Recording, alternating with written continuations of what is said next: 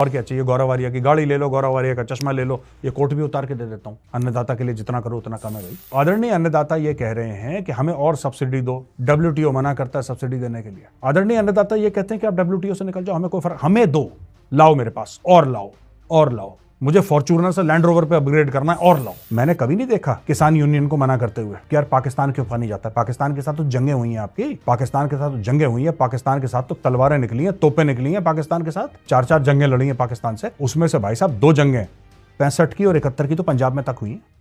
इस वीडियो को लाइक करिए, हमारे चैनल को सब्सक्राइब करिए, बेल आइकन दबाना बिल्कुल मत भूलिएगा। दोस्तों, मैंने थोड़ा सा जो हमारे किसान भाई हैं, जो उन्होंने डिमांड्स करी हैं, जो मांगे रखी हैं, उसके बारे में मैंने थोड़ा सा अध्ययन करा। मैं ये तो नहीं कह रहा कि मैं कोई एक्सपर्ट हूं या मुझे हर एक चीज पता है, ऐसा बिल्कुल भी नहीं है। लेकिन जितना थोड़ा मुझे पता लगा, अभी जो हाल फिलहाल का जो किसान आंदोलन है, जो पंजाब और हरियाणा के बॉर्डर पे बैठे हैं किसान और वहां पे विरोध कर रहे हैं सरकार की नीतियों का और हर चीज का विरोध कर रहे हैं, तो उनके बारे में मुझे एक बात पता लगी है कि दोस्तों, जो किसान है, जो अन्नदाता है, वो एक्चुअल में पंजाब का है। मध्य प्रदेश का किसान, केरल का किसान, तमिलनाडु का किसान, कश्मीर का किसान, कहीं का भी, दुनिया भर में कहीं का भी किसान है, मुझे लग रहा है वो अन्नदाता नहीं है। वो इतना काम नहीं करता, इतनी मेहनत नहीं करता, वो खून पसीना इतना नहीं बहाता। अगर कोई खून पसीना बहाता है तो सिर्फ पंजाब का किसान है, ऐसा सुनने में आया है। एनीवे, तो दोस्तों, इनकी कई डिमांड्स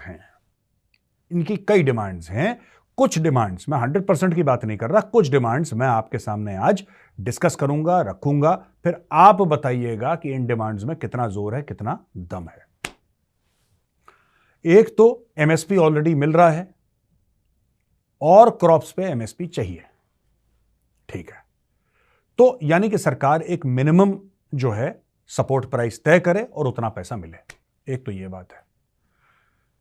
सही बात तो ये है कि जो काश्तकारी होती है या जो एग्रीकल्चर होता है, उससे कहीं ज्यादा किसान दूध, अब दूध भी तो किसान ही है, किसान का ही तो एक प्रोडक्ट है, यानी कि गाय या भैंस उसके पास हो, फिर उसका दूध निकाल के किसान बेचता है, वो भी एग्रीकल्चरल प्रोडक्ट है, वो भी किसान का वो करा हुआ प्रोडक्ट है। जैसे कि गेहूं है, वैसी गाय भैंस का दूध, फिर आपका अंडा, मुर्गी, बकरी, ये सारे के सारे एग्रीकल्चरल एक्टिविटीज हैं और ये बुआई और कटाई से कहीं ज्यादा हैं। उनकी कोई बात है ही नहीं बीच में, उनकी कोई बात कर ही नहीं रहा। उसके ऊपर से किसान भाइयों ने, ये पंजाब के किसान हैं, ये बात केरल का किसान नहीं कह रहा, ये उत्तराखंड का किसान नहीं कह रहा, ये महाराष्ट्र का किसान नहीं कह रहा, ये वेस्ट बंगाल का किसान नहीं कह रहा, ये सिर्फ चीख चीख के पंजाब का किसान कह रहा है कि मुझे 10,000 रुपए महीना पेंशन चाहिए। ठीक है जी, पेंशन चाहिए। अच्छा जी, उसके अलावा सरकार गारंटी करे कि 50% प्रॉफिट हो प्रोडक्शन कॉस्ट के ऊपर, यानी कि एज अ किसान अगर मेरी लागत 1,000 रुपए की है तो मुझे कम से कम 1,000 रुपए लगाने के बाद कम से कम मुझे 1,000 रुपए तो वापस मिले ही मिले, मुझे 500 रुपए और ऊपर से प्रॉफिट मिले, ये सरकार गारंटी करेगी। ठीक है जी, अब आते हैं नेक्स्ट पॉइंट पे। सरकार ने यह कहा था कि हम किसानों की इनकम कर देंगे डबल। अब ये चाहते हैं कि इनकम डबल करो, लेकिन जो फार्म लॉज हैं, जो सरकार पिछली बार लाई थी इनके समक्ष, ये मना कर दिए किसानों ने कि फार्म लॉज से हम नहीं मानते, इनको वापस लो, और प्रेशर में सरकार ने वापस भी ले लिए। वो नहीं मानने, डबल कर दो। डबल कैसे करो मैं बताता हूं आपको। डबल ये करो कि सरकार इनके बैंक में पैसा डाल दे। सरकार जो है किसानों के, अन्नदाता के बैंक में पैसा डाल दे, वो चाहते हैं। तरीका नहीं चाहते कि कैसे सरकार ये बताए कि तुम डबल करो। सरकार ने बोला था, सरकार ने इनको यह बोला था कि अगर इनकम दुगनी करनी है, उसका एक तरीका, इसमें कई तरीके हैं, एक तरीका यह है कि अगर उदाहरण के लिए पंजाब, क्योंकि पंजाब के किसान बैठे हैं ना, अन्नदाता वही हैं, बाकी सब हमारे जो भाई बहन हैं वो धनिया झील रहे हैं, अन्नदाता हैं वहां के किसान। तो अन्नदाता को यह बोला था कि भैया अगर आप अपनी इनकम डबल करना चाहते हैं तो इसमें एक तरीका यह है कि आपको जहां अपना बेचना है, भारत में अपना प्रोड्यूस, आप वहां पे बेच सकते हैं। आपके ऊपर ज्योग्राफिकल रिस्ट्रिक्शन नहीं है, आज की तारीख में है, क्योंकि कई चीजों में किसान फंसा हुआ है। सरकार ने बोला बिचौलिया हटा देते हैं। अब बिचौलिए वही तो है लैंड रोवर के, 5 करोड़ की लैंड रोवर, 3 करोड़ की लैंड रोवर में जो आते हैं दिल्ली प्रोटेस्ट करने के लिए, या हरियाणा पंजाब के बॉर्डर पे। अब देखिए इसमें क्या बात है, मैं आपको बताता हूं। भाई लोगों ने बोला कि आप कॉर्पोरेट के साथ डील करेंगे, कॉर्पोरेट आपको पैसा देगी हर चीज के लिए। आपको कॉर्पोरेट को अनाज देना है, आपको कहीं जाना नहीं है। अगर आप पंजाब में किसानी कर रहे हैं, कॉर्पोरेट वाला आपके खेत पे आएगा, आपको बोलेगा, पूछेगा कि बाबूजी आप क्या उगा रहे हो, यहां पे गेहूं उगा रहे हो आप, ठीक है, हम आपको उसका सीड्स का भी पैसा देंगे, हम आपको हर चीज का पैसा देंगे, राइट। और हम आपसे पूरा एक आपके और हमारे बीच में रेट तय होगा, उस रेट पे हम आपसे खरीद के ले जाएं। आपको कहीं नहीं जाना, आपको कहीं पे भी नहीं जाना। नहीं, ये गलत है, ये नहीं हो सकता। ये क्यों नहीं हो सकता भाई? ये क्यों नहीं हो सकता? इसमें गड़बड़ क्या है? किसान को पैसा ही तो मिलेगा ज्यादा? नहीं, बात यह है कि जो पंजाब में सबसे ज्यादा बिचौलिए पंजाब में है एग्रीकल्चर वाले। मैं पंजाब के किसान को गलत नहीं बोल रहा, मैं बिचौलियों को गलत बोल रहा हूं। और इन्होंने किसान को ऐसे जकड़ा हुआ है। इन्हीं के बहकावे में आके किसान आते हैं बॉर्डर पे और वहां पे फिर हंगामा शुरू होता है। किसान कह रहे हैं कि साहब जो हमने कर्ज लिया है कर्ज भी माफ हो जाए। अच्छा, कई सारे लेफ्ट लिबरल्स ये भी कहते हैं कि कॉर्पोरेट्स को भी तो कर्ज दिया था, वो भी तो माफ हो गया था, तो आप किसानों का कर्ज क्यों नहीं माफ कर? किसानों का कर्ज तो हर इलेक्शन के पहले माफ होता ही होता है। 2-2, 3-3 लाख रुपए सबने पकड़ रखे हैं सब। कॉर्पोरेट्स जो हैं उनको डूबने से बचाना क्यों जरूरी है? उनमें से कई सारे फॉरेन एक्सचेंज लेकर आते हैं और हजारों लाखों को रोजगार देते हैं। आपको क्या लगता है नोएडा के बीच में खेती हो रही है? नोएडा किस चीज के लिए मशहूर है? नोएडा है टेक्सटाइल के लिए मशहूर, नोएडा है सॉफ्टवेयर के लिए मशहूर। ये मशहूरियत है नोएडा की। गुड़गांव ले लो, गुड़गांव के आसपास भी खेत हैं, लेकिन गुड़गांव क्यों मशहूर है भाई? Gurgaon is one of the software centres of India, like Bangalore. Bangalore बहुत बड़ा है, गुड़गांव से छोटा है, लेकिन फिर भी बैंगलोर में टॉप कंपनीज है, टॉप मल्टीनेशनल ब्रांड्स, तो यही तो हैं जो लाखों दर करोड़ों लोगों को एम्प्लॉय करती हैं और उनको रोजगार मिलता है। यहां पे ये पूरा ये कह के ना कि अन्नदाता अन्नदाता अन्नदाता करके रिपीट कर करके इसको इतना रोमांटिसाइज कर दिया है, इतना रोमांटिसाइज कर दिया है कि मैं क्या ही बताऊं आपको। अब और एक डिमांड पे आते हैं जो हमारे अन्नदाताओं की डिमांड है। दोस्तों, मनरेगा में पैसा मिलता है ना, अब ये कह रहे हैं कि पूरी खेती बाड़ी को मनरेगा में डालो, यानी कि पैसे कमाने के स्रोत देख लीजिए। मैं यार क्या ब्रिलियंट दिमाग है जिसने सोचा है। अपनी फसल बेच के एमएसपी पे पैसा मिलेगा, वो एक कमाई, ठीक है भाई। फिर सरकार उनको 50% प्रॉफिट उसके ऊपर से अश्योर करके देगी, वो दूसरी कमाई, ठीक है जी। तीसरी कमाई इनकी पेंशन हो गई 10,000 रुपए महीने की। चौथी कमाई इनकी ये हो गई कि मनरेगा में ये लोग सेट हो गए तो हजारों रुपए महीने के, उसकी कमाई। पांचवी कमाई इनके लिए, आपको पता भारत में बाय द वे डीजल क्यों सस्ता है और पेट्रोल क्यों महंगा है? जरा ये भी पता लगाइए कि डीजल सस्ता क्यों है भारत में। पता लगाइए जरा, आपको अपने आप पता लग जाएगा डीजल सस्ता है ना, क्यों है, और उसको कितना झटका पड़ता है भारत सरकार को हर महीना उस चीज के लिए। भाई साहब, हमारी अर्थव्यवस्था के नाक से खून निकल जाता है। डीजल क्यों सस्ता है जरा ये देख लीजिए, ठीक है जी। ये पांचवी चीज हो गई। छठी चीज, हमारे सारे लोन माफ कर दो। हमने जो लोन लिए और रेगुलर माफ करो, हम लोन लेते रहेंगे, चुनाव के पहले वोटों के लिए तुम्हें लोन अपना हमारे माफ करने पड़ेंगे। अच्छा हाँ दोस्तों, मनरेगा के मामले में मैं वापस मनरेगा पे आता हूं। ये कह रहे हैं कि हम अपने खेत पे काम करेंगे और सरकार हमें अपने खेत पे काम करने का पैसा देगी।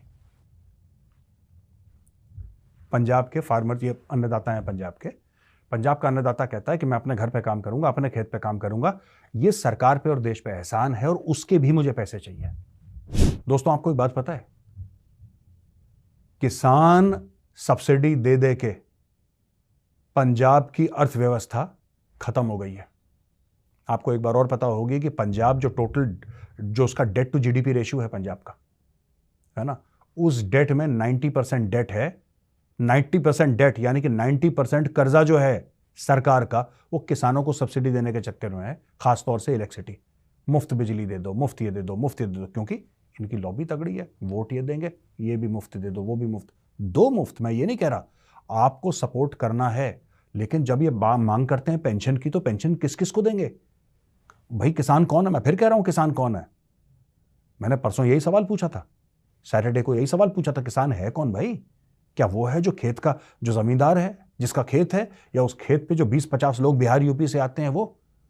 और मैं एक बात कहना चाहता हूं कि भाई जो यूपी बिहार से आते हैं, आप मैंने कई किसानों से बात करी है बीच में, ठीक है ना, फोन पे बात करी, ऑब्वियसली मैं कहीं गया नहीं मिलने के लिए, मैंने बात करी और 7-8 लोगों से बात करी। उनका एक ही कहना है, एक इमोशनल कनेक्ट है किसान का अपनी जमीन के साथ, वो यूपी का हो, वो पंजाब का हो, वो महाराष्ट्र का हो, किसान का जमीन के साथ एक इमोशनल रिश्ता है। पर लोगों ने एक बात और बोली है कि जो खेती बाड़ी करता है, जो हल जोतता है, जो ट्रैक्टर चलाता है, जो खून पसीना बहाता है खेतों पे, जमीन पे हक उसका। मैं पंजाब के किसानों से यह पूछता हूं कि जो यूपी और बिहार का वर्कर आता है, लेबर आता है और आपके खेतों में वो मेहनत करता है, आपके खेतों पे खून पसीना बहाता है, क्या आप उसको मालिकाना हक दोगे? आप तो इतना कुछ मांग रहे हो, पेंशन भी दे दो, ये भी दे दो, वो भी दे दो, हैं, हर चीज दे दो। आज अगर एक ट्रैक्टर है, ट्रैक्टर की कीमत X है और एक गाड़ी की कीमत X है, ट्रैक्टर में टैक्स जो लगता है वो बहुत कम है। उसी कॉस्ट की अगर आप गाड़ी खरीदें तो उसमें टैक्स बहुत ज्यादा है। यानी कि हर चीज में फायदा है।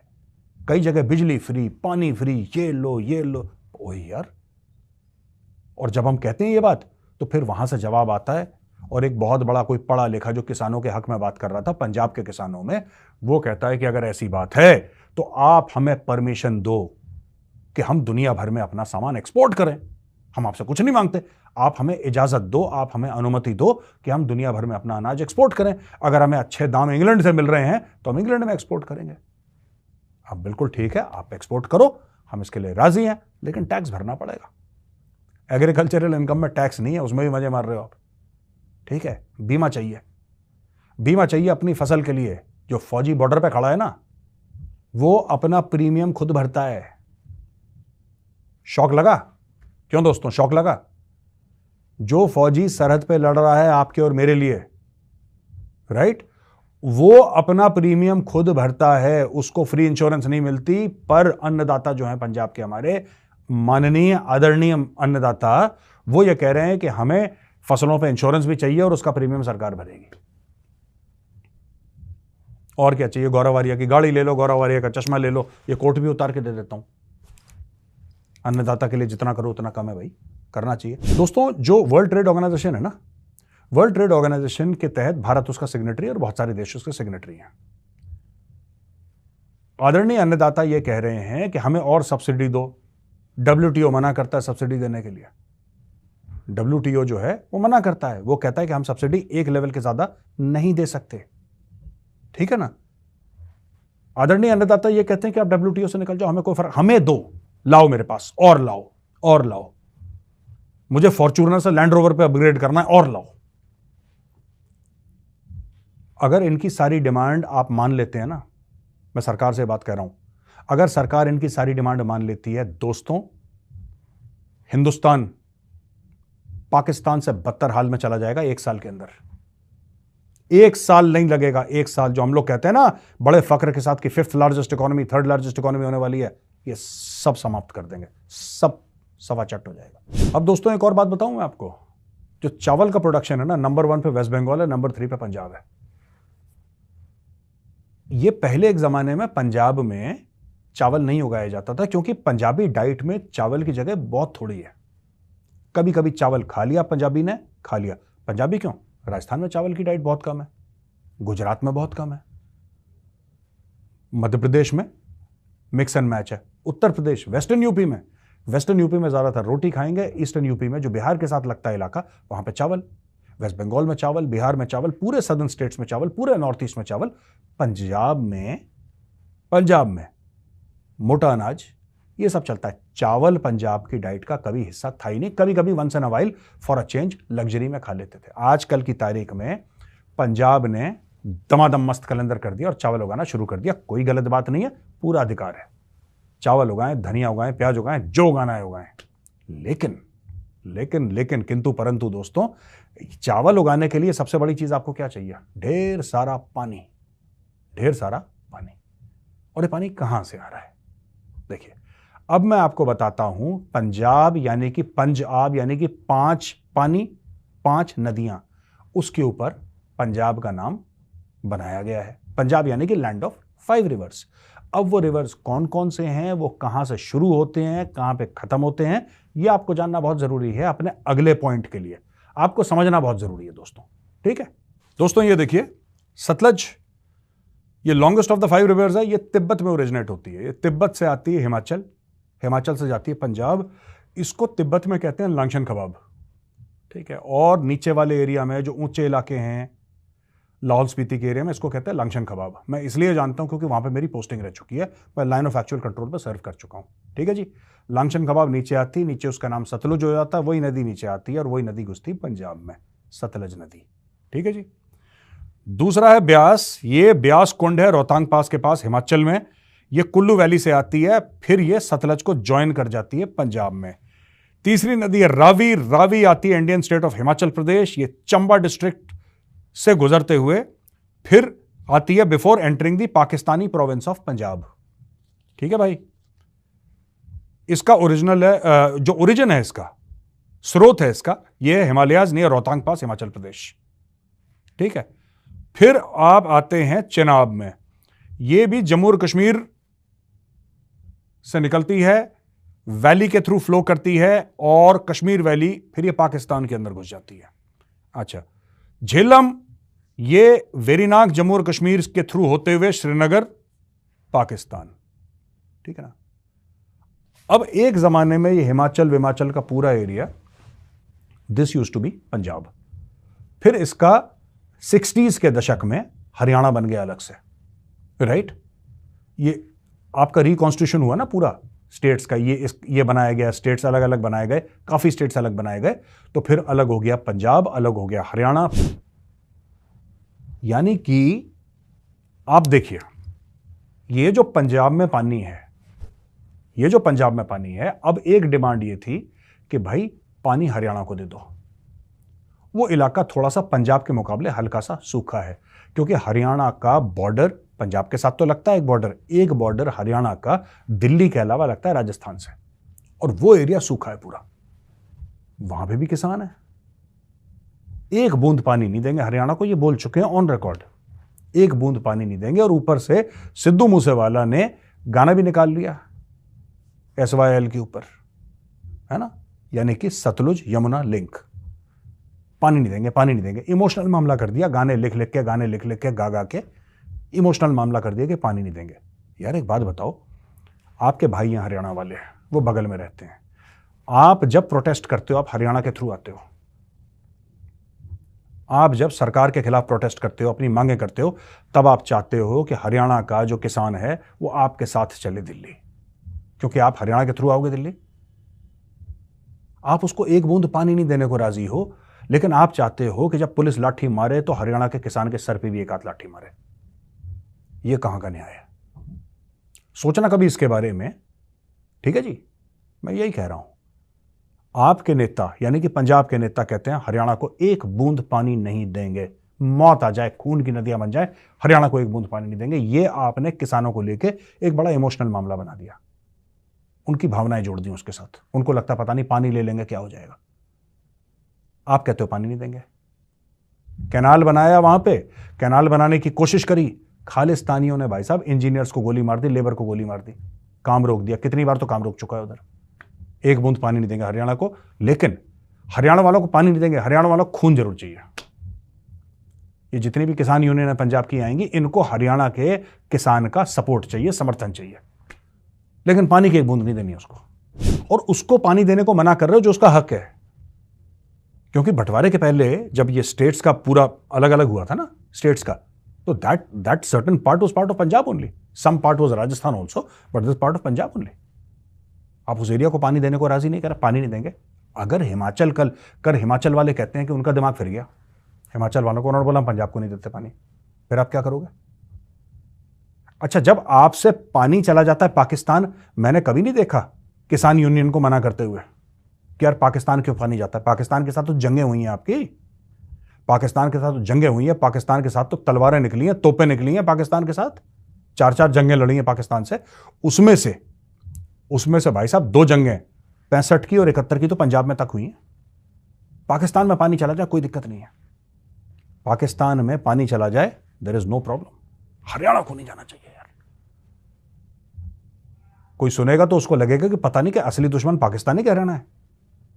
ये चक्कर क्या चल रहा है भाई? सोचिए जरा इसके बारे में। दोस्तों, मैं पंजाब के किसान की बात नहीं कर रहा, मैं बात कर रहा हूं जो इनकी ऑर्गेनाइजेशंस हैं, जो इनकी मंडलियां बनी हैं किसानों की। आपको पता है, किसी ने बताया था उस दिन, फिर मैंने रिसर्च करी और जिस बंदे ने लिखा था वो गलत नहीं बोल रहा, सही बोल रहा है। मुझे लगा कि ऐसे ही मजाक कर रहा है, फिर मैंने रिसर्च करी, मैंने नहीं, अपना सब्सक्राइबर है, देखो तो यार क्या बोल रहा है वो। देखा, उसमें कैंसर ट्रेन जाती है पंजाब से राजस्थान, कैंसर ट्रेन।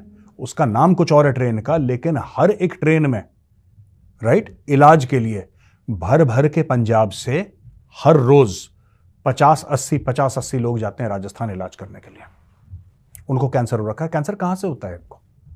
क्योंकि जमीन में इतने पेस्टिसाइड डाल दिए हैं, और फसल निकालो और फसल निकालो और फसल निकालो और निकालो, उसमें पेस्टिसाइड डाल दिए, उसमें इतना केमिकल डाल दिया, इतना गंद डाल दिया कि लोगों को कैंसर होना शुरू हो गया। दोस्तों सोचिएगा कभी इसके बारे में। अच्छा, एक आखिरी में ना, ये वीडियो खत्म करने से पहले दोस्तों एक छोटा सा वीडियो है, मैं चाहता हूं कि आप देखो जरा, फिर मैं आपको इसके बारे में विश्लेषण करके बताऊंगा। अब तो बात ये है किसानों की, हमारी तो जो इंटरनेशनल बरादरी से बेनती है, हम लोग इन लोगों के साथ रहना ही नहीं चाहते। ये लोग जुल्म करते हैं हमारे से। 90% जो कुर्बानी है वो पंजाबियों ने की है। सही है ना? बात सही है, गलत है? और राज कौन कर रहे हैं हमारे पास, जो देश के गद्दार हैं। सुना आपने दोस्तों कि 90% बलिदान पंजाबियों ने दिया। देखिए, हम पंजाबी भाइयों बहनों की इज्जत करते हैं और यह बात सच है कि पंजाबियों ने बहुत बलिदान दिया है देश के लिए, चाहे आर्म्ड फोर्सेस हो, कुछ भी हो, किसान भी हो, सबने बहुत काम करा है, इसमें कोई शक नहीं है। हमारे दिल में पंजाबियों के लिए प्यार है, इज्जत है। लेकिन यह कहना कि 90% ही किसने कैलकुलेट करा 90%? ये जो भाई बोल रहा है ना, ये वीडियो जिसने बनाया ये झूठा है। ये इंसान झूठा है जो कह रहा है 90%। आप फौज को ले लीजिए, ठीक है, हर एक रेजिमेंट ने इस देश के लिए अपना सर कटाया है। मैं फौजी हूं, मैं आपको कह सकता हूं, हर एक रेजिमेंट ने अपने देश के लिए सर कटाया है। जिन रेजिमेंट्स का डायरेक्टली पंजाब से ताल्लुक है, हम उनकी बड़ी इज्जत करते हैं, उन्होंने भी सर कटाया है, उन्होंने भी सर कटाया है। लेकिन यह बात सच है कि सिर्फ उन्होंने नहीं, सब ने कटाया है। राजपूत रेजिमेंट ने सर कटाया है, Rajputana rifles, Gorkha rifles, Kumaon regiment, Garhwal rifles, Dogra, Punjab, Sikh light infantry, Sikh regiment, Naga, Assam, आप नाम ले लीजिए, नाम खत्म नहीं होते। ये तो सिर्फ इन्फेंट्री के रेजिमेंट्स की बात कर रहा हूं। आर्मर्ड का देख लीजिए, आप कारगिल में देख लीजिए, लेटेस्ट कारगिल है ना, 1999 का लेटेस्ट वॉर, आप देख लीजिए। तो ऐसी बात नहीं है, सबने बलिदान दिया है। ये बच्चों को अपने झूठ बोल बोल के ये जो किसान है, ये पता नहीं किसान है भी कि नहीं, मुझे डाउट है कि किसान है, पर ये जो बंदा है जो बोल रहा है ना कि 90%, यही 90% ये अपने बच्चे को सुनाएगा, तब तक ये 95% हो जाएगा। और इसका बच्चा जब अपने बच्चे को सुनाएगा, वो बोलेगा 100% अभी ने करा है। ऐसा नहीं है। पंजाबियों का बलिदान है, पंजाबियों के बहुत बलिदान की हम मान रखते हैं, सम्मान रखते हैं। लेकिन